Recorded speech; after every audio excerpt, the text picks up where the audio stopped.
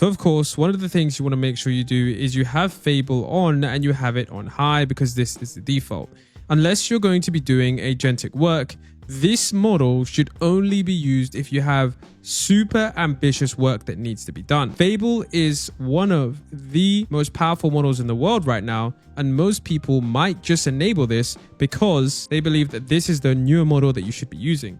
It's important to know that this model is not a model that is for everyday usage. This is okay, I have a really specific task that is one of a kind and is super challenging. Let me give this to the most capable model. Otherwise, you are going to be better off using Opus 4.8, because Fable 5 actually has some very interesting quirks, which I'll get into now, that most beginners will miss.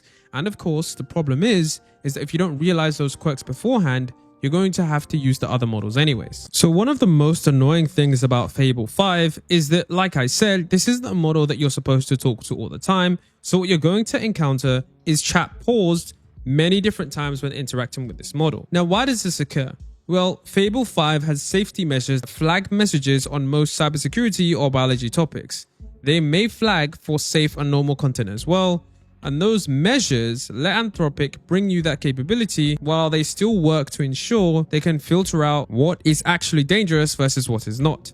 So you may actually see chat paused for several different conversations when interacting with Fable 5, and it will get tricked off for certain topics, which I'll teach you about right now, that you should just completely avoid, and don't even bother trying to prompt Fable 5 with those, because it is very, very sensitive. So essentially what will happen is if you are asking certain questions about biology, chemistry, cybersecurity, or distillation, or how to build a large language model, Fable 5 essentially immediately does a fallback to Opus 4.8. So when you ask about these questions, usually it will literally just automatically hand off your question to Opus 4.8. This is because those topics are strictly off limits, and in some cases, it may even flag mathematics as a restricted subject. Now, this will happen in less than 5% of sessions, and 95% of the time you will get the full Fable 5. But for now, most biology/chemistry questions will fall back automatically.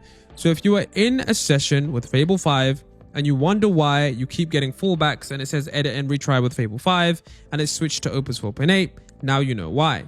Any topic connected to those is going to cause you some issues very early on, and most people are unaware of this. So if you do have any topics or questions about mathematics, biology, or chemistry, it makes sense just to go ahead with Opus 4.8, because you're going to have no luck with Fable 5. Now, another thing that's also rather interesting that Anthropic didn't publicly disclose is that there will be some secret safeguards with the model that is Fable 5. And these secret safeguards aren't really public, they were in the PDF research paper. So, what there is a silent limiter, and this is where you need to pay attention. Claude Fable 5 may not give you its full strength when you use it to build or improve frontier models, especially on work that helps train, scale, copy, or deploy optimize powerful GPT-level models. Anthropic says in those cases, Fable 5 may not visibly refuse or switch models like what I spoke about just in the earlier sections, but what it will do, and this is pretty crazy, is they may quietly reduce its own effectiveness through hidden safeguards like prompt modification, steering vectors, or PFT. And as a paying user, this matters to you a lot. The model can still sound helpful while being intentionally less capable in narrow but important categories of work. For example, you're not going to get Fable 5's best ability while building a large language model pre-training data pipeline, designing data pipelines for training a frontier LLM, planning distributed training runs across huge GPU clusters, and many other things of that nature. Now, for the average user, you're probably not going to encounter those scenarios, but it is important to understand that in those specific scenarios where there's going to be some serious work going on, the model is going to secretly tone down its capabilities, which is worthwhile noting. Now, another thing you need to know is the pricing and how you can actually access the model, because that will be changing. So by the time you're watching this video, the way how you'll actually access Fable 5 will change. You'll actually access it from usage credits. And so if you go into your settings and you scroll down to usage, if you actually want to get usage credits, what you can do is essentially just buy usage credits here. What you can actually do is by clicking buying usage credits here, this is where you're going to have your balance for your future usage for Fable 5.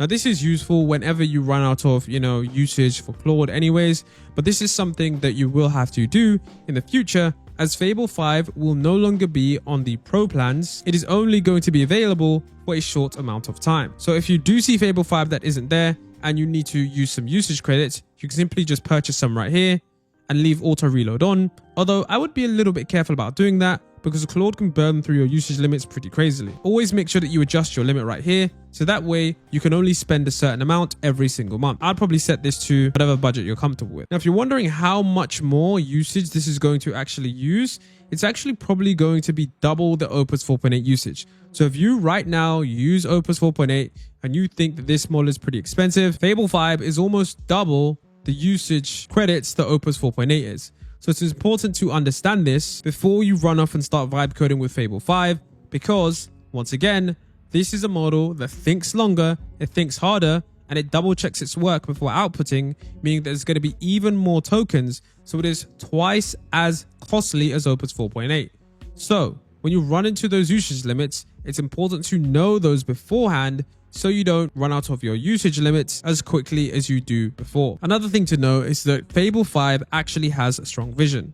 On the GDP PDF, which is a multimodal benchmark, it's essentially state-of-the-art at reading charts, tables, and diagrams buried in PDFs, and it has done many different things. So if you're wondering, do I use Fable 5 when it comes to multimodal capabilities, or do I stick to the Gemini series? It would be wise to move over to Claude Fable 5, since it is currently the best model with vision. And in addition, on other benchmarks like the Blueprint benchmark, Claude Fable 5 is state-of-the-art. One of the key things about Fable 5 is the strong vision capabilities, and most people will miss this because it was buried in the PDF. So it's important to know that when you're using the model, of course, often you're told to add your files or instructions, which are essentially markdown files, which is of course the very best way.